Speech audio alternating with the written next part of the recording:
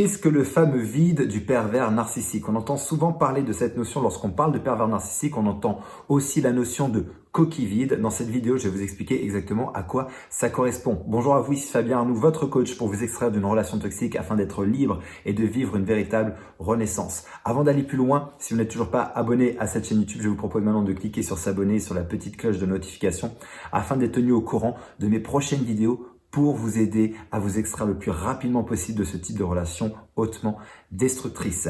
Lorsqu'on parle de vide intérieur, on parle finalement d'une immaturité émotionnelle. Les spécialistes s'accordent à dire que les pervers narcissiques sont en fait bloqués émotionnellement parlant à l'âge de 4 à 6 ans maximum. Ça veut dire que vous avez en face de vous une personne qui est dans un corps adulte avec un fonctionnement émotionnel d'un enfant de 4 à 6 ans. Ça veut dire qu'il y a pour eux, en plus de ce fonctionnement immature, il y a une incapacité à ressentir de l'empathie. Et ce qui fait qu'un être humain est fondamentalement humain, c'est cette capacité-là finalement de ressentir de l'empathie. L'empathie, c'est cette capacité d'aller se mettre à la place de l'autre, de ressentir finalement les émotions de l'autre et de comprendre le monde de l'autre. Ce type de personnalité est parfaitement incapable de faire ça parce que pour faire ça, ça demande justement une maturité émotionnelle. Ça veut dire que les pervers narcissiques vont vivre vraiment des émotions primaires comme la colère, la jalousie, la frustration.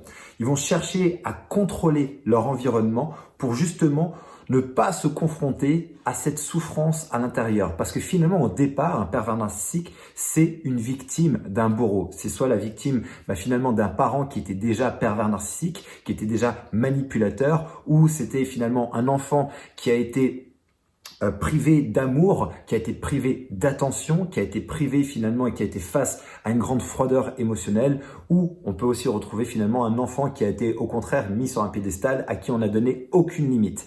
Mais le résultat est le même, ça veut dire qu'au final, on a en face de nous une personnalité extrêmement immature sur le plan émotionnel, qui a appris très rapidement à contrôler et à manipuler son environnement pour obtenir les choses. Donc c'est une personne qui a appris beaucoup plus à développer sa partie cérébrale, son intelligence, mais d'une façon plutôt fourbe parce qu'il a eu cet exemple-là et c'est ce qu'on lui a montré, c'est ce qu'on lui a appris lorsqu'il était petit. Donc on ne naît pas pervers narcissique, on le devient. C'est une structure qui se construit très tôt dans l'enfance et qui vient souvent de notre environnement et qui provient finalement du modèle qu'on a autour de nous et des parents.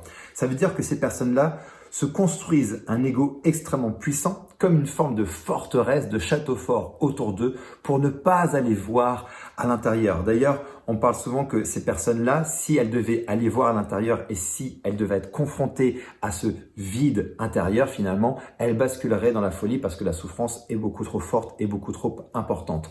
Donc, ces personnes-là n'iront jamais voir à l'intérieur. D'où finalement le fait qu'on dit que les pervers narcissiques et perverses narcissiques sont incapables de changer. Pourquoi? Parce que justement, elles ont érigé cette forteresse autour d'elles et ce qui leur permet justement de se protéger d'elles-mêmes finalement, de leur propre souffrance et de deux, finalement, ça les empêche littéralement d'aller changer quoi que ce soit. Donc nous sommes face à une personnalité qui est prisonnière de son propre mécanisme de survie, parce qu'au départ c'est un mécanisme de survie pour éviter la souffrance, sauf que ça se traduit maintenant dans une personnalité qui devient dangereuse, manipulatrice, incapable de ressentir de l'empathie, de la compassion, donc de faire attention aux besoins des autres et qui va être exclusivement recentré sur ses propres besoins fondamentaux et ses propres besoins fondamentaux au détriment de vos besoins à vous.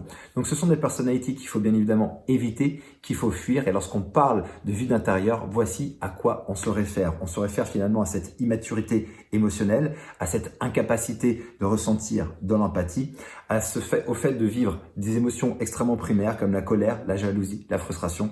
Ça dépasse rarement ce cadre-là.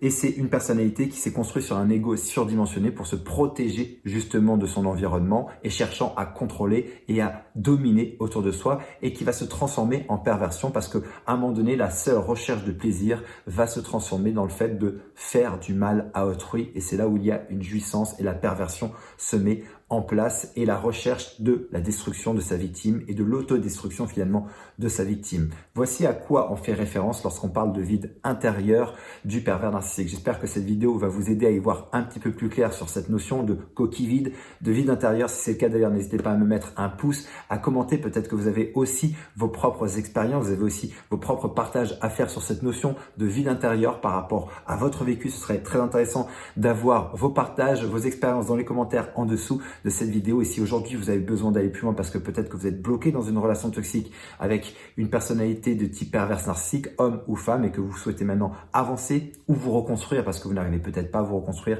j'ai mis en place ces prochains jours avec une personne de mon équipe et moi-même quelques créneaux pour vous permettre d'avoir une session de diagnostic au téléphone où on fera le point sur votre situation et on vous expliquera le moyen le plus rapide et le plus efficace pour, à partir de votre situation, vous en sortir et maintenant véritablement avancer. Je vous mets le lien dans la description de cette vidéo. Et d'ici ma prochaine vidéo, mon prochain audio, surtout souvenez-vous et rappelez-vous, vous méritez d'être aimé, vous méritez d'être heureuse et d'être heureux. Et je vous dis à très bientôt.